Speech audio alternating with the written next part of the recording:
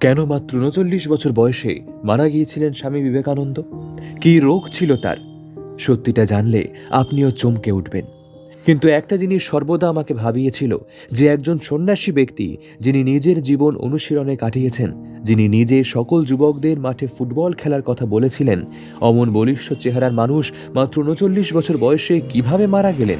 ১৮৯৩ সালে যখন শিকাগোতে স্বামীজি মানবতার বক্তৃতা দিচ্ছিলেন, তখন সকল দেশবাসীর গর্বে বুক ফুলে উঠেছিল।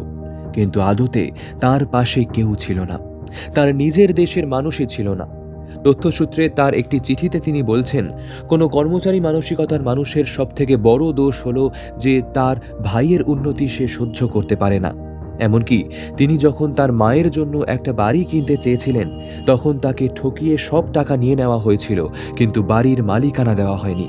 তিনি তার চিঠিতে লিখছেন, তার যখন অর্থের দরকার ছিল, তিনি দেশবাসীর থেকে সাহায্য তো পাননি, বরং পেয়েছিলেন ২ বিদেশি নাগরিকের থেকে।